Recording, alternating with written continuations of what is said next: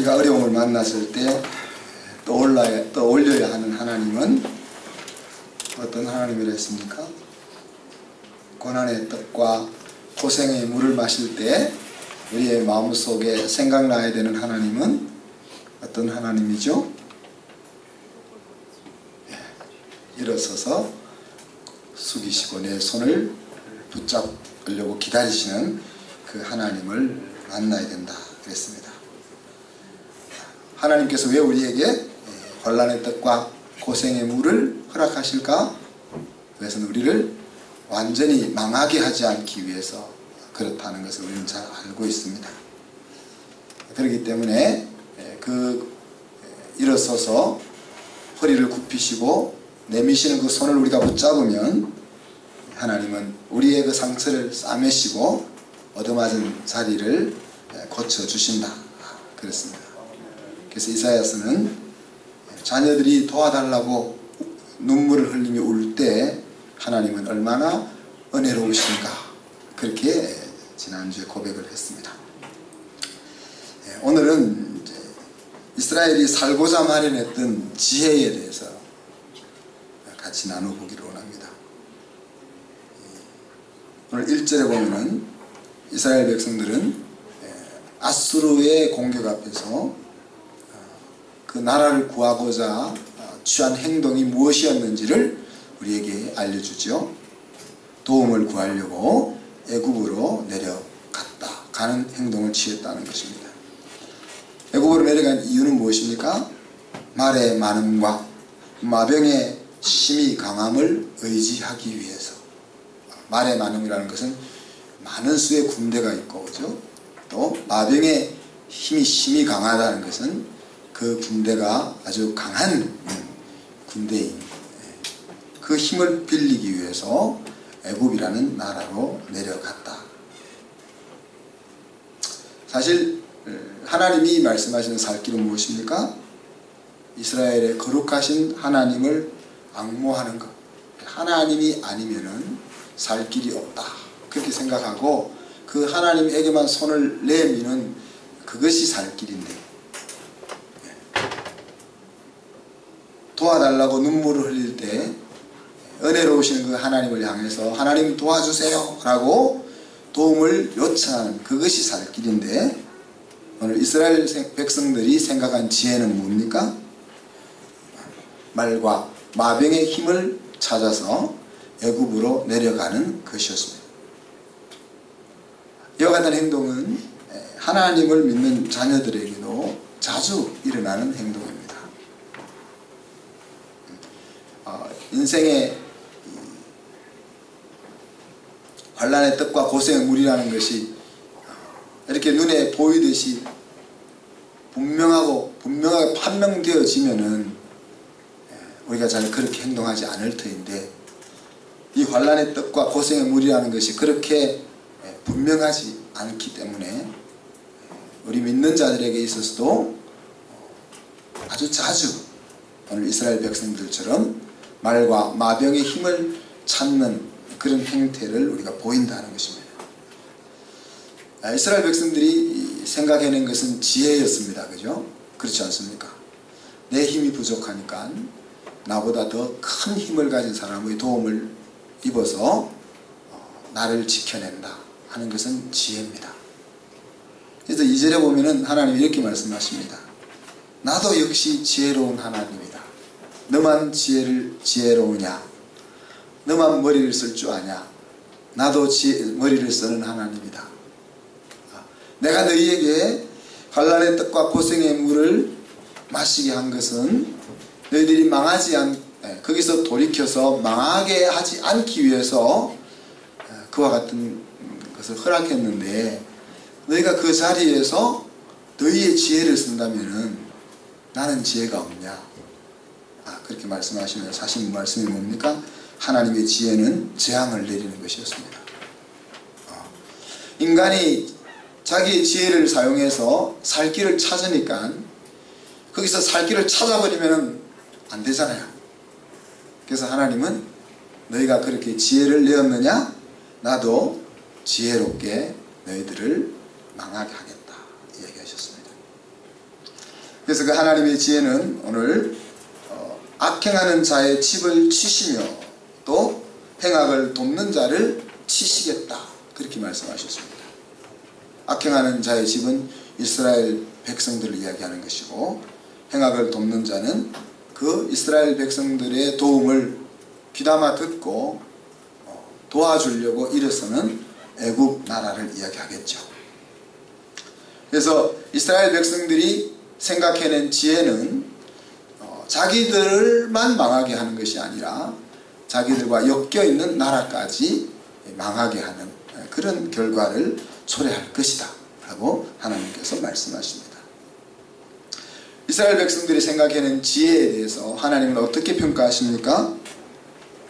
애굽은 사람이요 신이 아니다 그랬습니다.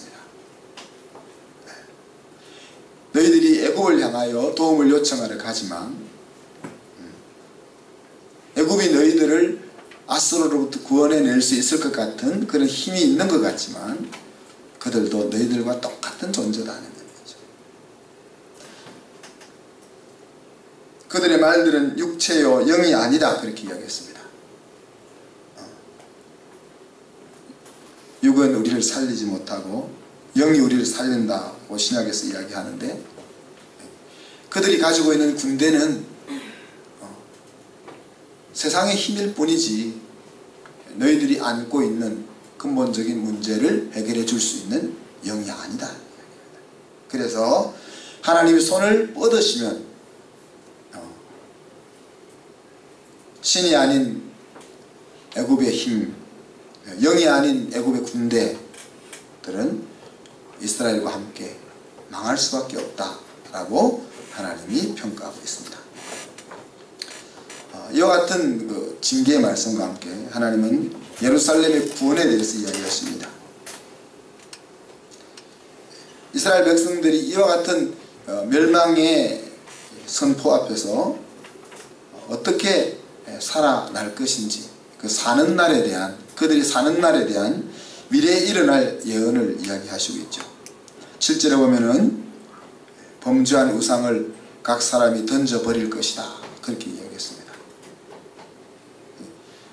하나님, 자기들을 인도해낸 하나님, 그 하나님이 아니라 은과 금으로 자기들이 생각해내고 꾸며낸 그 하나님을 섬기던 그들이 그것을 다 모아다가 던져버릴 것이다 그렇게 이야기했습니다. 또 그들을 공격해 오던 아수르의 나라가 사람의 칼에 의해서가 아니고 다른 여러 나라의 힘에 의해서가 아니고 하나님의 칼에 의해서 무너질 것이다 그렇게 이야기했습니다. 하나님께서 약속하신 이 이스라엘 백성들이 사는 그 미래는 어떤 날입니까?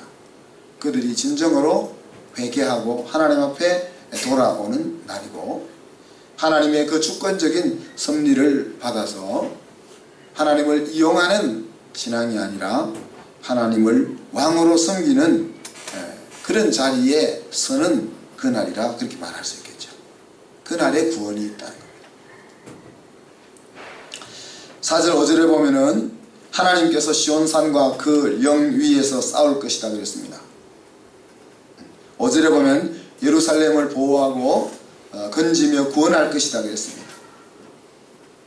그리고 6절에 보면 그들이 그날에 살리는 날에는 심히 거역하던 자, 지금은 하나님을 향하여 반항하고 반역하고 거역하고 하지만은 그렇게 거역하던 그 하나님께로 돌아올 것이다 라고 예언하고 있습니다. 이 말씀은 하나님의 집 안에 구원이 있고 하나님의 은혜 안에 들어와 사는 사람들에게 구원이 있으며, 하나님을 이용하는 것이 아니라 하나님을 왕으로 인생을 맡기는 사람에게 구원이 있음을 선포해 주고 있는 것입니다.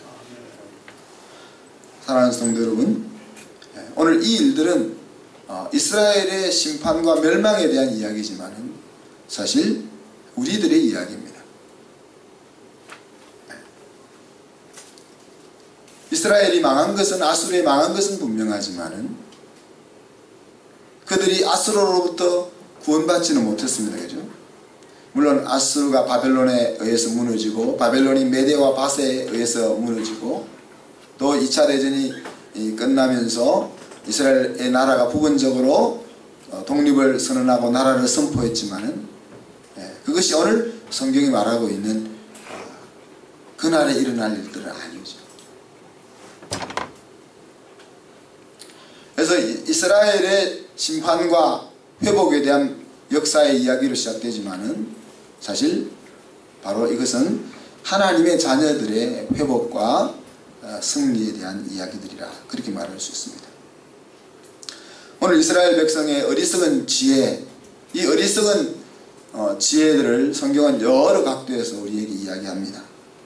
그래서 오늘 설교 제목을 제가 뭐라고 잡았습니까? 어리석은 지혜의 모험이다. 시편 14편과 53편에 보면 인간이 가지고 있는 어리석은 지혜 중에 하나가 마음에 하나님이 없다 하는 것이다 그랬습니다.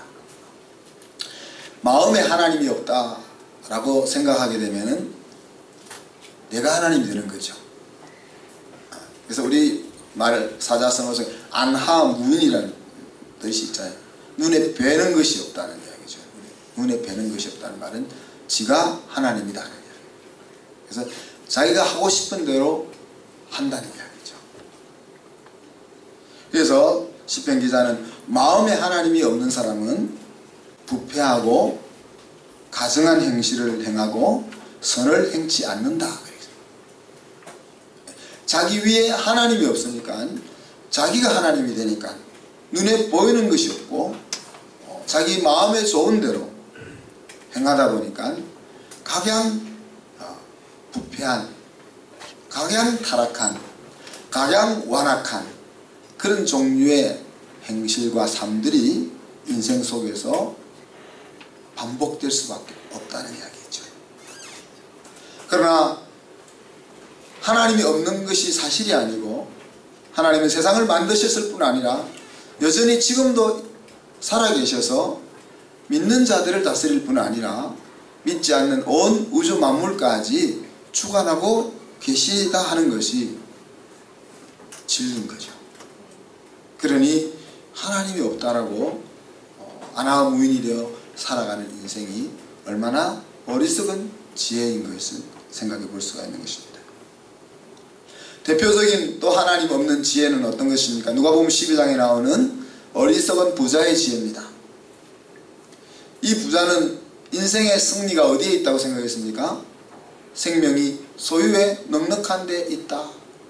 우리 성명자 오늘 기도한 것처럼 얼마나 더 많이 가질 수 있을까 하는 것에 자기의 인생에 행복이 있다라고 생각합니다.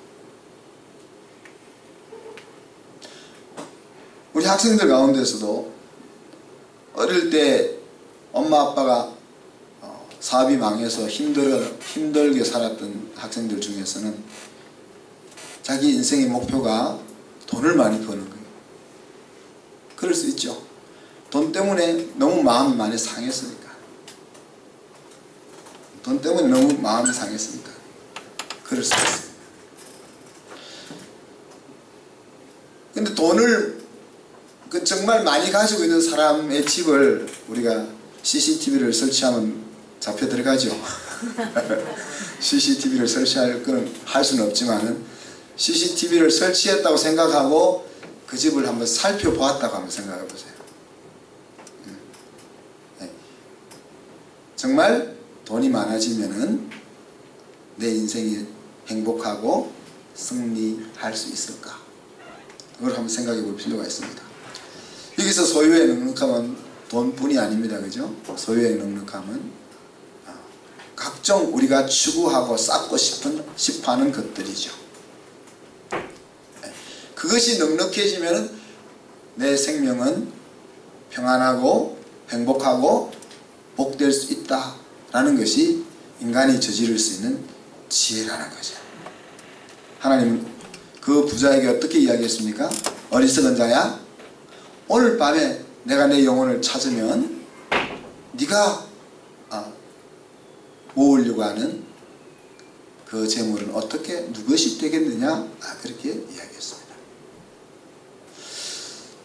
이것은 우리가 초등학교만 나온 졸업한 학생들도 다 이해할 수 있는 내용인데, 현대 대학원을 나온 많은 기업가들이 이렇게, 기업가들만 그런 거 아니죠, 그죠? 많은 사람들이 이 길을 가고 있는 거죠. 고린도서 1장에 보면은 강한 것을 추구하는 세상의 지혜를 이야기합니다. 그래서 세상의 지혜가 많아지는 것에 인생의 승리가 있다고 생각합니다. 능력을 키우는 것에 인생의 승리가 있다고 생각합니다. 좋은 학벌을 추구하는 것에 인생의 승리가 있다고 생각하는 것이 세상의 지혜다 그랬습니다. 그런데 하나님께서는 약한 것들을 들어 강한 것을 부끄럽게 하신다고 말씀하셨습니다. 신앙 안에서도 여전히 강한 것을 추구함으로써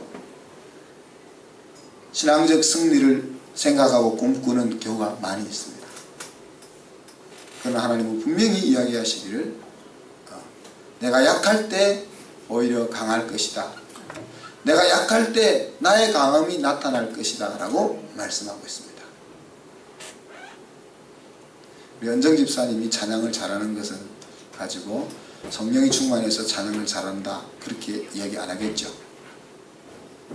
타고나면서 찬양을 잘하니까. 찬양 좀 못하는 사람이 누가 있죠.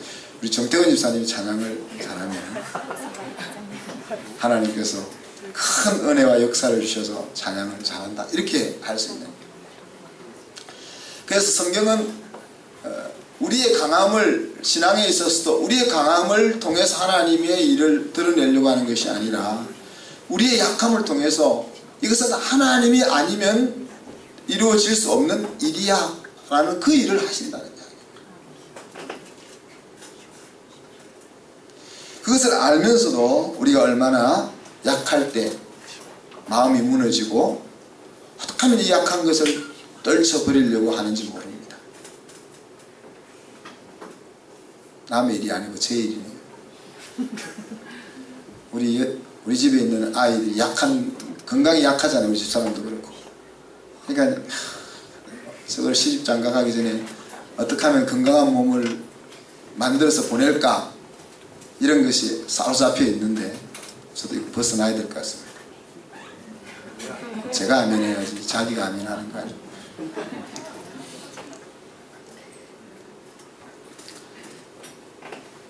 몸이 약한 것이 좋은 것은 아니죠. 사실 몸이 약하면 짜증도 자주 나고 그죠. 힘도 없고 남을 돕고 싶어도 돕지 못할 때도 많고.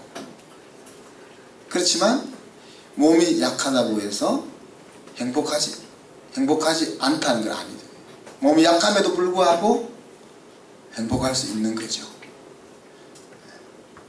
존이 오늘 한국 부산에 가 있는 것 같은데 존이 마라톤 5km 달려서 1등 했다, 금메달을 땄다 그러면 아무도 이상하게 생각 안 할 겁니다. 보는 것부터 1등하게 생겼습니다. 그렇잖아요. 그리고 최정 집사님이 마라톤 1등 했다. 이는 하나님이 하셨다. 그래서 우리가 일부러 막 약한 것을 약하려고 할 필요는 없지만은, 왜냐하면 약하려고 안 해도 약한 것들을 다 가지고 있으니까. 그렇지만 그 약한 것 때문에 우리의 마음이 무너져서는 안 된다.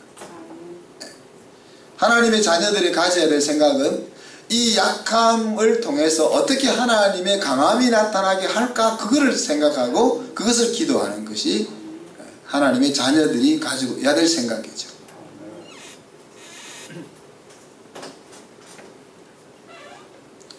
하나만 더 이야기합시다.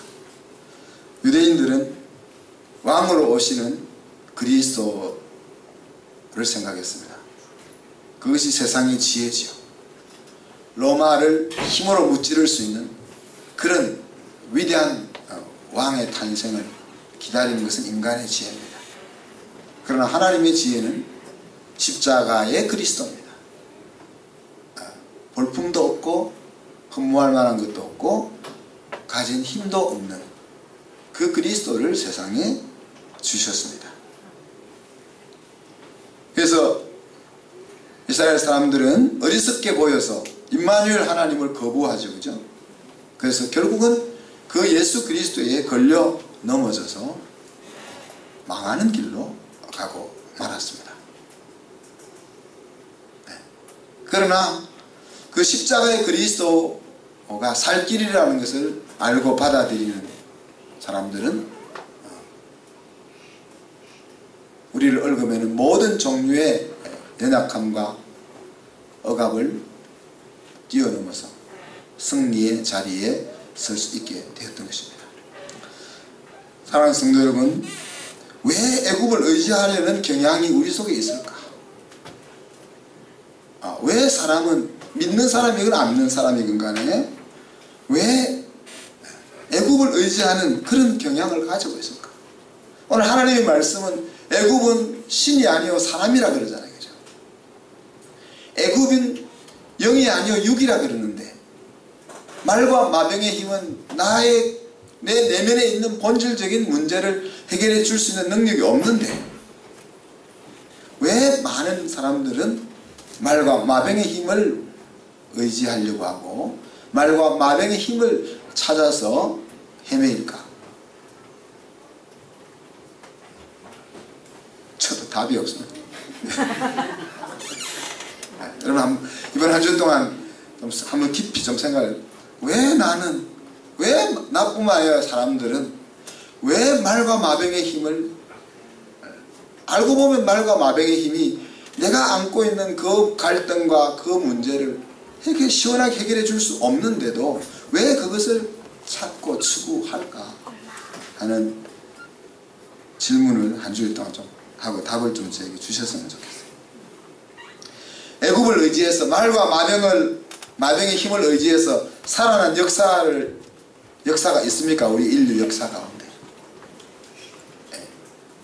말과 마병의 역학의 관계를 이용해서 외교 관계를 이용해서 영원히 복된 나라로 세워진 나라가 있습니다. 우리나라가 독립할 때 우리는 힘이 없어가지고 우리 김구 선생을 중심으로 또 이승만 선생을 중심으로 해서 한쪽은 미국의 힘을 빌어서라도 민주주의 나라를 세워야 된다. 또 한쪽은 자주 독립국가를 세워야 된다. 둘 다 나라를 생각하는 마음으로 그런 나누어졌지 않습니까? 그래서 하여튼 이승만 박사가 진행했던 과정에 따라서 우리가 대한민국이 민주주의 나라로 세워졌고 오늘날에 이르게 되었습니다. 그리고 실제 우리나라가 세워지는 과정 속에서 미국이라는 나라의 도움을 참 엄청 받았죠. 만약에 미국의 도움이 없었다면 어떻게 보면 오늘의 우리나라가 과연 있을 수 있겠냐 하고 생각할 정도로 많은 도움을 받았습니다. 그렇지만 미국이 앞으로도 우리를 그렇게 도와줄 나라라고 우리가 믿을 수 있겠습니까?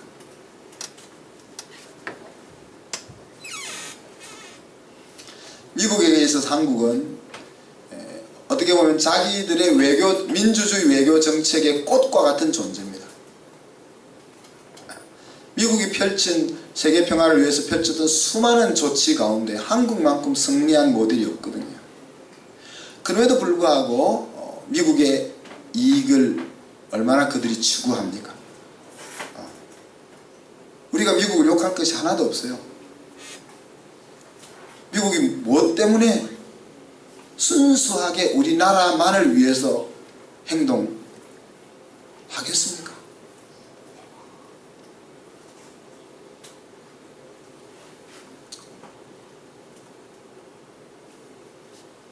그래서 어떻게 보면은 우리가 그 힘의 역학관계를 잘 이용해서 우리나라를 여기까지 끌고 왔지만은 사실은 그 역학관계로 우리나라의 미래 번영을 보장할 수는 없다는 거예요.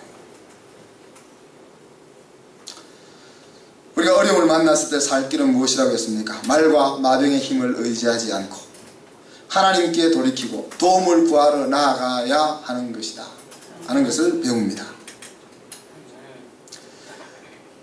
이러려면은 우리의 마음속에 말과 마병이 아니라 하나님이 나의 힘이 되심을 깨달아야 되는 거죠. 그죠? 마음의 그 인식이 있어야만 어려움을 만났을 때 말과 마병을 찾아가지 않고 하나님 앞에 무릎을 꿇는 자리로 나아가게 될 것입니다. 우리는 작은 실패를 통해서 하나님을 배웁니다. 인생을 배웁니다.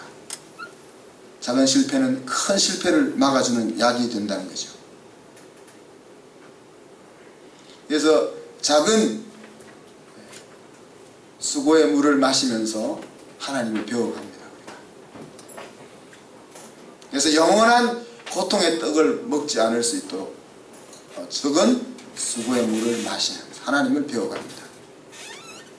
또 수많은 하나님의 역사를 생활 현장에서 경험하면서 또 하나님을 배워갑니다. 그렇지만 하나님을 배워가는 가장 확실하고도 중요한 길은 하나님의 말씀을 통해서 배우는 것입니다. 인격적인 하나님을 나를 사랑하시고 내 인생을 위해서, 내 인생의 승리를 위해서 구체적인 계획을 가지고 이끄시는 그 하나님을 제대로 알 수 있는 곳은 말씀밖에 없기 때문에 그렇습니다. 우리가 방언을 받기도 하고 또 성령의 은사를 경험하기도 하고 치유의 은사를 경험하기도 하고 수많은 성령의 역사들을 경험하지만은 그것들은 다 불쏘시개와 같은 역할을 하는 겁니다. 방언을 받았다고 그 위대하고 놀라우신 하나님을 우리가 다 알 수 있는 것은 아닙니다. 내가 죽다가 하나님의 성령의 은혜로 살아났다고 해서 그 위대하신 하나님을 내가 마음속에다 그릴 수가 있는가? 그것들이 대단한 것이지만은 그것은 하나님을 알아갈 수 있게 만들어주는 스파크 역할을 하는 거죠. 또한 기도를 통해서 우리는 그 배운 하나님을 마음속에 새깁니다. 내가 배운 하나님이 나의 행동 속으로 나타나게 하기 위해서는 내 삶을 움직일 수 있는 힘이 필요한데 그 힘이 기도에서부터 나오는 거죠. 에베소서 6장에서 이야기한 것처럼 우리가 하나님의 강한 군사가 되어야 되지만 강력한 힘으로 무장은 되었는데 겁이 나서 전쟁터에 나가지 않는다면 무장된 군사적인 힘은 의미가 없는 거죠. 그래서 내가 가진 힘을 가지고 전쟁터로 나가게 이끄는 그 힘은 성경은 뭐라고 해서 기도라 그랬습니다. 근데 사실 이 어려움, 고생의 물과 수고의 떡을 안 먹는 것이 좋잖아요. 먹어도 좋지만은 안 먹는 것이 더 좋잖아요. 우리가 어려움을 만났을 때는 이렇게 내 손을 내미시는 그 하나님을 생각하면서 그분에게로 돌이켜 가야 되겠지만은 아직 고생의 떡과 수고의 자리에 있지 않거나 그 자리에서 벗어났을 때는 지혜로운 사람은 어떻게 하는 거예요? 그거 안 만나게 해요. 수고의 떡과 고생의 물을 안 만나게 사는 거죠. 그죠? 자, 여러분이 물질의 어려움을 만나지 않으려면 어떻게 하면 돼요? 재정학교에 열심히 공부하고 계신 정지훈 이사님, 물질의 어려움을 안 만나려면 어떻게 하면 됩니까? 주는 거죠. 준다. 그것도 한 방법이 될 수 있죠. 자, 어려움은 하나님이 너 잘못했으니까 한번 맛봐 이렇게 주는 거 아니라는 거 아시죠? 우리는 마음이 좀 고여 있어 가지고 나에게 좋지 않게 대할 때 그거를 갚아주고 싶은 마음이 있지만 하나님 그런 분이 아니시잖아요. 그래서 하나님 나에게 어려움을 주실 때는 그 어려움을 통해서 뭔가를 하시려고 주시는 거지 맛봐라고 좀 주는 거 아니란 말이야. 그러면 물질의 어려움을 안 만나려면 물질 부분에서 빨리 하나님의 왕되심을 선포하는 거죠. 그 행동 중에 하나가 우리 철민 집사님처럼 남에게 주는 것도 될 수 있지만 잘못하면 아내한테 안 한 말씀입니다. 자기만 하나님 앞에 주고 물질에 있어서 하나님의 주인됨을 선언하는 겁니다. 그러면은 하나님이 물질로 인해서 고생 안 하게 하는 거예요. 건강한 삶을 살려면 어떻게 하면 됩니까? 하나님이 왜 우리에게 약함을 주실까? 너 고생해봐 라고 해서 우리에게 약함을 주시는 분이 아니잖아요. 우리에게 질병을 주시는 그런 하나님이 아니잖아요. 건강하게 살게 하고 싶은 분이 하나님인데 왜 우리에게 약함을 허락할 수밖에 없을까? 살고 죽는 것을 하나님의 손에 달려있다고, 살고 죽는 부분에 있어서 하나님이 주인이 될 수 있도록 이런 행동을 한번 해보시라. 행복한 가정을 이끌려면 다 행복한 가정을 이끌고 싶지만 행복할 수밖에 없는 길로 걸어가면 되잖아요. 하나님이 우리 가정 속에 우여곡절을 만드시지 않게 하려면 어떻게 해야 될까? 답은 없습니다만 생각을 해보니까 여러분이 가지고 있는 신앙의 지식을 가지고 생각을 해보십시오. 한 가지 답을 찾아볼 수 있다면 우리가 올해 슬로건으로 걸고 있는 여호와 경외하기를 배우며 여호와 경외하기를 자녀들에게 가르치는, 그래서 하나님이 내 집의 주인이라 하는 것을 내가 배워가고 우리의 자녀들이 그것을 익혀갈 수 있도록 한다면은 하나님이 특별히 우리 가정에 우여곡절을 만들지 않아도 안 되겠나? 하나만 더 생각해 볼까요? 승리하는 자녀로 키우고 싶다면, 여러분 하나님 우리에게 맡겨주신 이 자녀들을 인생을 승리하는, 그래서 장사의 수중의 화살 같은, 애들 데리고 나가면 어깨가 어색해지고 질 수 있는 그런 자녀를 키우고 싶으면 어떻게 하면 되겠어요? 하나님의 깃발을 들고 싸울 수 있도록 이끌어주면 되지 않겠습니까? 그래서 원하기는 환난의 떡과 고생의 물을 마시지 말고 하나님의 깃발을 들고 살아가는 저와 여러분이 될 수 있었습니다. 그래서 하나님의 영광을 위하여 공부하는 우리 아이, 하나님의 영광을 위하여 일하는 아빠, 하나님의 가능성이기를 바라서 공부하는 아이, 공부하는 성우, 이래요. 성우, 공부하는 성우. 웃었습니다. 믿습니다. 또 하나님의 이름으로 강한 자를 부끄럽게 하는 인생이 되고 싶은 저와 여러분,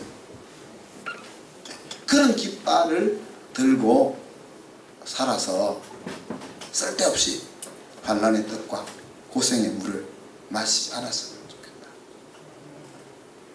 마셨으면 어쩔 수 없고 마셨으면 빨리 돌이켜 내미신 하나님의 손을 붙잡는 것이고, 아직 안 마시거나 지나갔다면 다시 또 마시지 않도록 그런 깃발을 들고 살 수 있는 저와 여러분 될 수 있기를 주님의 이름으로 축복합니다. 기도하겠습니다. 하나님 사랑과 은혜를 감사합니다. 이스라엘의 실패의 역사를 통해서 하나님의 자녀들이 실패하는 인생이 되지 않도록 이끄시는 하나님을 찬양합니다. 우리가 비록 이 땅을 살아가는 동안 환난의 떡과 고생의 물을 마신다 할지라도 우리를 향하여 손을 내밀고 계신 은혜로우신 하나님이 있음을 기억하게 하시고, 또 그 시간이 지나갔거나 아직도 오지 않았다면 우리가 하나님의 깃발을 들고 그 물을 마시지 않을 수 있는 그런 거리를 먼저 걸어갈 수 있는 저희들이 될 수 있기를 원합니다. 그래야 이 작은 교회 속에서 수많은 하나님의 영웅들이 일어나 하나님 앞에 영광을 돌리며 멋있는 인생을 살아갈 수 있도록 이끌어 주시고 인도하여 주시옵소서. 감사드리며 예수 그리스도 이름으로 기도하옵나이다.